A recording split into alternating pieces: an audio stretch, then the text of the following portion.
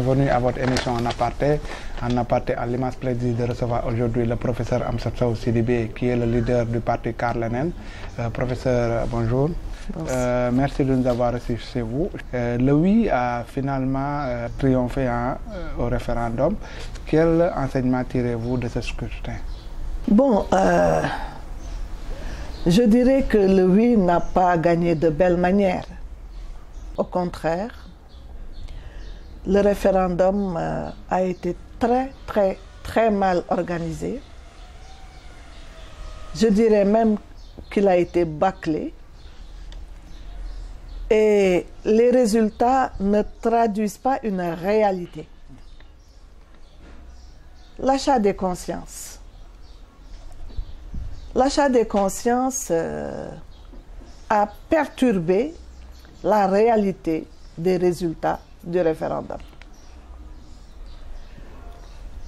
De l'argent a été distribué, du riz a été distribué, tout a été fait pour que le oui l'emporte. Et je dirais même qu'au vu des résultats, avec environ 65% de boycott, entre 40 et 45% de non, eh bien, le camp du refus et le camp du manque d'intérêt à la chose, eh bien, ce sont deux camps qui ont plutôt gagné. Pourquoi vous parlez de manque d'intérêt? Vous appelez l'autre camp de manque d'intérêt? L'abstention, c'est le manque d'intérêt à la chose. Ok. Comment expliquez-vous le fort taux d'abstention? Est-ce un désamour entre les politiques et les populations? C'est que ce référendum n'était pas attrayant. Et voilà pourquoi d'ailleurs, je voudrais dire quelques mots, si vous le permettez, à propos de la suggestion de notre frère Matar Diop, le grand Serigne. Je pense que plutôt que d'imposer le vote obligatoire, il faut rendre plutôt attrayant le vote. En quoi faisant précisément? Oui, mais en l'organisant de manière correcte, en évitant l'achat des consciences et en faisant en sorte que le peuple se retrouve dans le vote. Si c'est un référendum, dans le référendum. Or, il s'agissait d'une réforme constitutionnelle. Vous savez que la Constitution est au sommet de la hiérarchie des normes juridiques dans un pays. La Constitution est au sommet et permet d'élaborer des lois qui doivent s'y conformer, les lois elles-mêmes permettant d'élaborer les règlements qui doivent se conformer à ces lois. Ça signifie que la Constitution, la réforme, elle doit être consensuelle. Or, ici, elle n'est pas consensuelle. Les acteurs ne se sont pas sentis dans l'élaboration même du contenu du projet. Il n'y a pas eu de débat, il n'y a pas eu de discussion. Donc, la Constitution qui doit nous régir, qui constitue la base de tout ce que devra faire le Sénégal, n'a pas été partagée par tout le monde. Et les chiffres le montrent. Le désintérêt, avec 65% d'abstention, autour de 40-45% de non. Une constitution, ce n'est pas une élection, un référendum pour la réforme constitutionnelle. Ce n'est pas une élection présidentielle. Et on se trompe en disant qu'on est content parce qu'on a un peu plus de la moitié. Ce n'est pas ça. Une constitution doit être acceptée par un peuple. L'essentiel du peuple. Il suffit qu'on dépasse, qu'on n'atteigne pas un certain taux pour dire que c'est un échec, concrètement et de manière très objective. Voilà. Alors, que faire maintenant? Le référendum est passé. Ce projet ne peut pas passer. Pourquoi? Mais parce qu'il n'est pas... D'abord, il n'est pas partagé. Ensuite, il y a des dispositions qui posent problème.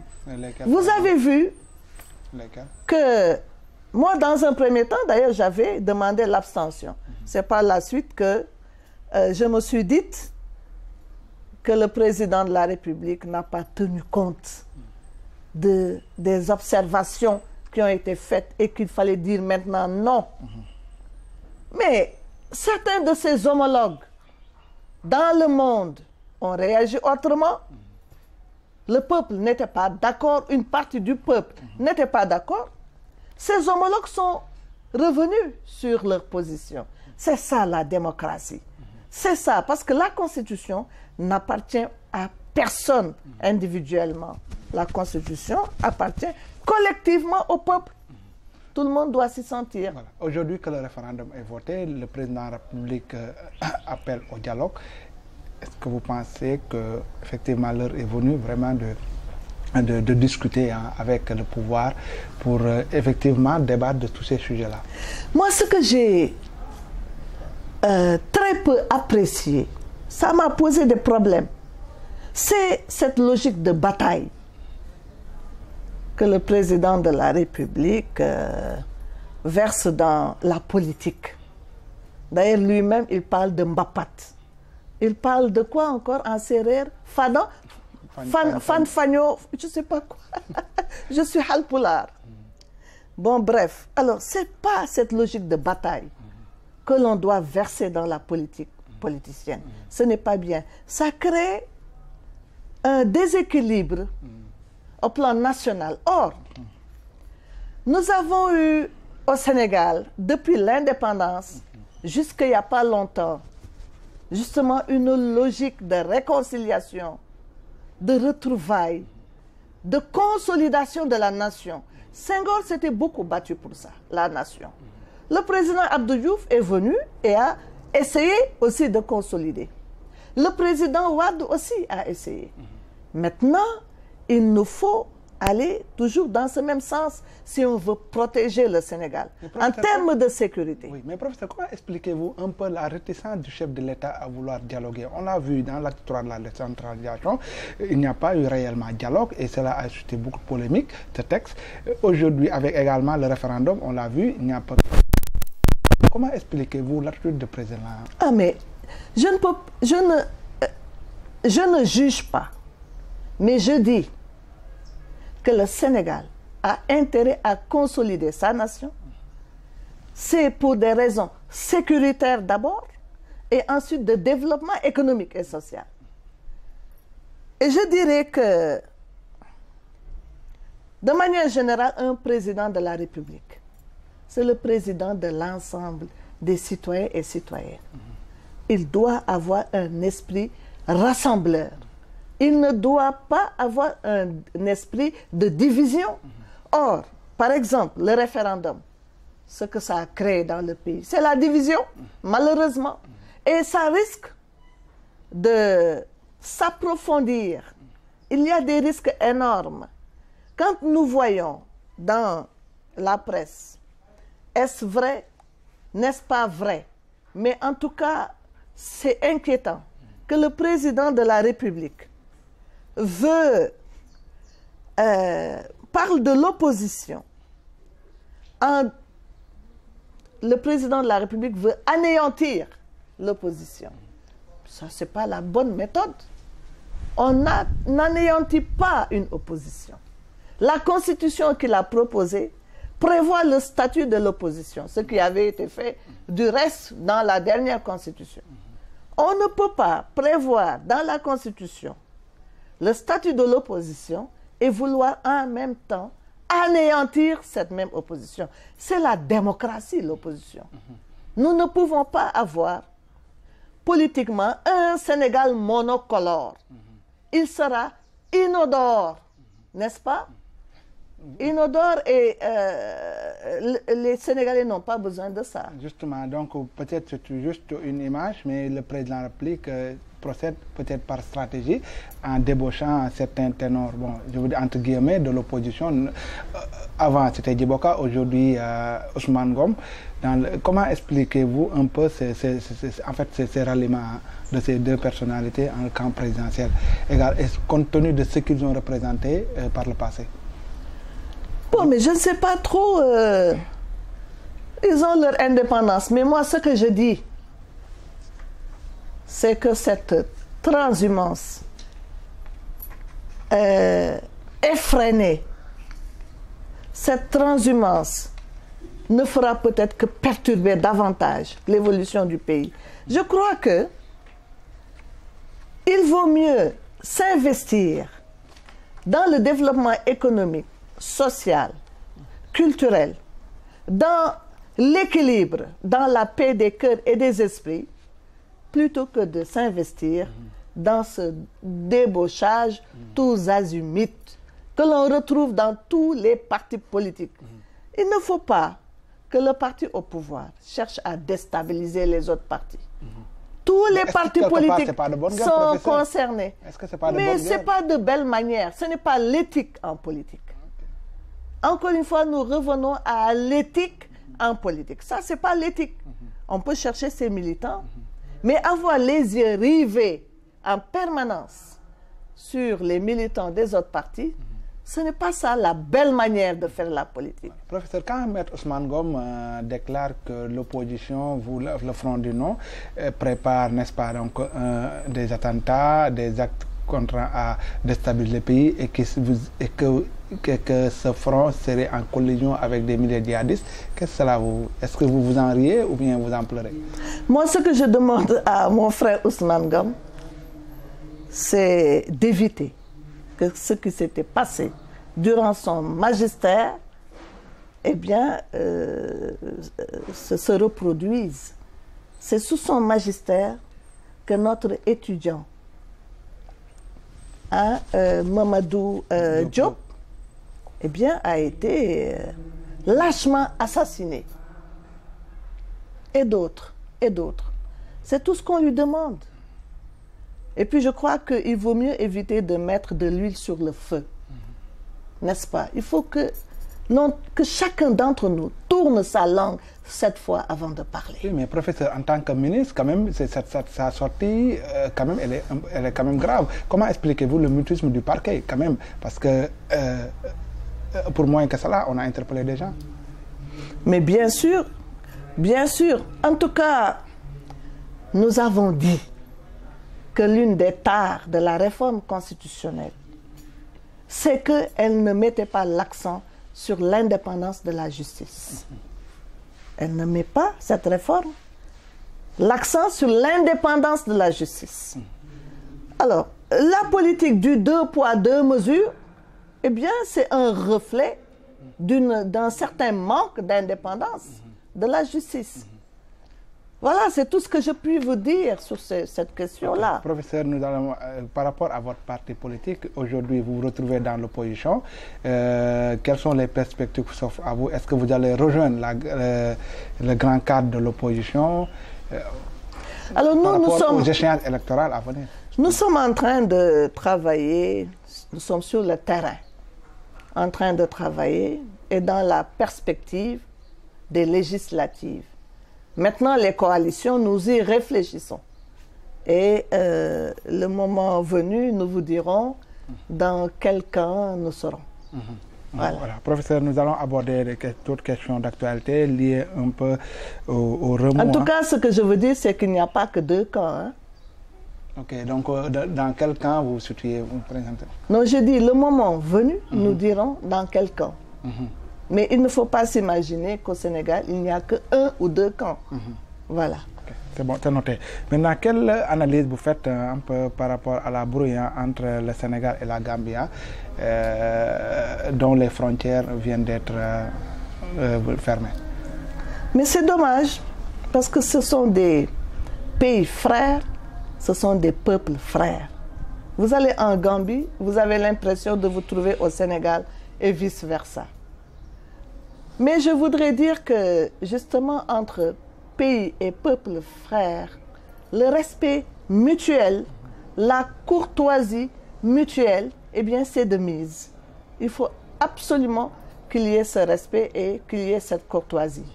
Alors moi, je voudrais simplement demander à ce niveau-là que nos deux États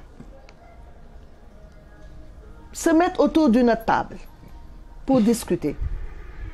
Parce que, tant du point de vue du développement économique des deux pays, que de la sécurité dans la sous-région, eh bien, tant à ces deux niveaux-là, il faudrait qu'on s'asseye, qu'on discute avec courtoisie pour voir ce qui va nous faire progresser. Oui, mais donc, professeur, vous êtes ancienne ministre, vous connaissez bien effectivement donc, le dossier Casamance, mais est-ce qu'avec l'affaire Boy Djiné, qui se trouve en Gambie en l'air libre, également la récente hausse du prix du passage, le bac, transport, est-ce que quand même c'était pas, en fait, Yaya Jammeh n'est pas allé un peu loin quand même? Ce que je peux vous dire, encore une fois, c'est qu'aucun de nos deux États n'a intérêt à ce que les intérêts réciproques des uns et des autres soient bafoués. Que ce soit le Sénégal ou la Gambie, que chacun veille au respect vis-à-vis de l'autre et veille aux intérêts de l'autre. Parce que ce ne sont pas des intérêts qui doivent être divergents. Encore une fois, la Gambie est presque dans le Sénégal. Ce sont deux États mitoyens qui doivent évoluer positivement pour l'intérêt supérieur des deux peuples. Donc, encore une fois, je dis, je répète, ce que je souhaite, c'est qu'il y ait une courtoisie, ce qui est un respect mutuel. Et il faut aujourd'hui un dialogue entre les deux États. Il n'y a que le dialogue qui pourra nous permettre d'assurer la sécurité au niveau sous-régional et d'assurer le développement économique de nos deux pays. Chacun y perd si nous ne faisons pas de dialogue. Voilà. Parlant de dialogue d'ailleurs, apparemment on assiste à un dialogue de sourds entre le SAES et le ministre de l'Enseignement supérieur, Mary Teuw Niane. Quelle lecture vous faites, n'est-ce pas, de ce bras de fer à vous en tant que chercheur, en tant qu'enseignante? Alors je trouve ça dommage. Vous savez pourquoi? Parce que le ministre de l'Enseignement supérieur est un collègue de l'université. Et je pense que, encore une fois, entre collègues, il doit y avoir une meilleure compréhension. Lui-même doit veiller à ce que la courtoisie soit de mise vis-à-vis de ses collègues. Un jour, il retournera à l'université. Donc, je pense qu'il gagnerait, lui, déjà à ménager ses collègues. Comme ses collègues aussi devraient veiller à dialoguer avec lui. Le dialogue, encore le dialogue, toujours le dialogue. Mais je sais une chose, c'est que l'enseignement supérieur, aujourd'hui, ne se porte pas bien. L'enseignement supérieur ne se porte pas bien. Il y a eu des réformes, mais la mise en application de ces réformes est problématique. Où se trouve le problème précisément, professeur? Difficile à détecter. Mais est-ce que quand même quelque part les enseignants ne sont pas trop grincheux? Pourquoi? Non, mais il faut aller voir l'état de nos universités. Il n'y a presque rien dans nos universités. Les étudiants, avec la réforme, ils ne payent plus 4 000 ou 5 000 francs de droits d'inscription, mais 25 000 francs. Qu'est-ce qui a changé dans leur situation? Quoi? Qu'est-ce qui est fait de cet argent-là? Les universités dont on parle, par exemple l'université de Diamniadio, on nous a chanté 1000 fois cette université. Il n'y a encore rien de concret. Et même pour s'occuper de la situation, du statut même des enseignants, il y a énormément de problèmes. Peut-être que ça va changer sur le plan prise en charge, au plan de la santé. Mais c'était une catastrophe jusqu'ici, rejetée de partout. Tous les hôpitaux, aucun hôpital ne veut prendre en charge les enseignants du supérieur malgré l'effort qu'ils ont fait pour leur pays. Alors tout ça, ce sont des problèmes. Est-ce que selon vous, est-ce que c'est un problème systémique ou c'est un problème d'homme? Est-ce que c'est un problème d'homme, je veux dire, un problème de système ou bien un problème d'homme? Où se trouve le problème? Parce que... Vous savez, le système est géré par les hommes. Donc c'est les deux en même temps. Il faut un DEP, je pense, pour régler la question de l'éducation. Et il ne s'agit pas seulement de faire de beaux discours, il faut du concret. Il faut que les étudiants voient, avec les 25 000 francs qu'ils donnent par an, qu'il y a des changements. Mais il n'y a pas assez de salles de classe. Les effectifs sont toujours pléthoriques, alors que c'est le système LMD. Mais ça pose problème. Oui, professeur, avant-dernière question, vous êtes connu pour votre franc-parler, ce qui a valu d'ailleurs votre limogeage de la présidence. Aujourd'hui, est-ce que vous regrettez un peu votre position? Quelle position? Donc votre franc-parler, voilà, en tant que ministre d'État, est-ce que vous n'êtes pas dit peut-être j'aurais dû faire preuve de diplomatie? Vous savez, quand j'ai été limogée, j'ai organisé une conférence de presse où j'ai rappelé ce que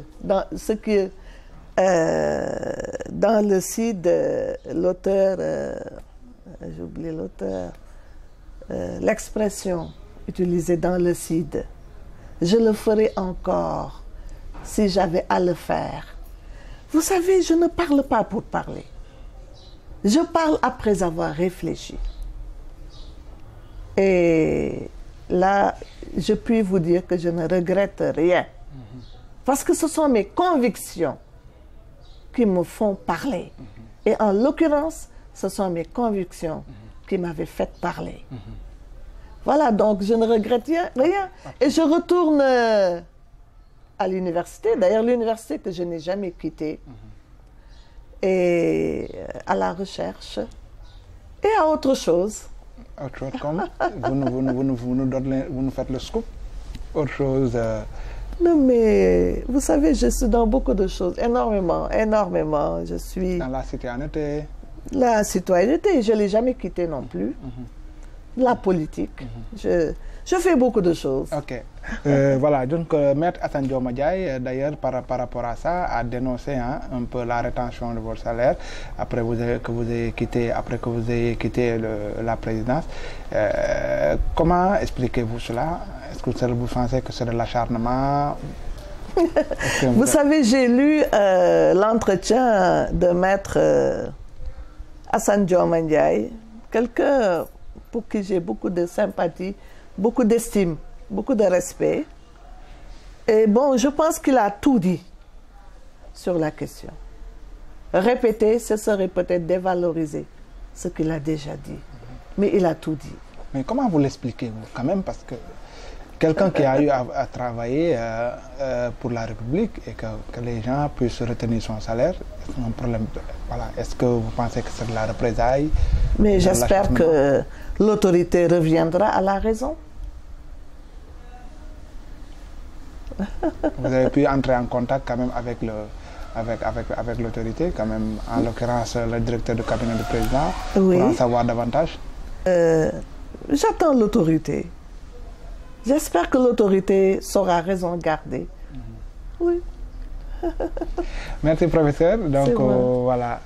Je vous remercie, chers internautes, d'avoir suivi l'émission. Je vous donne rendez-vous la semaine prochaine, Inch'Allah.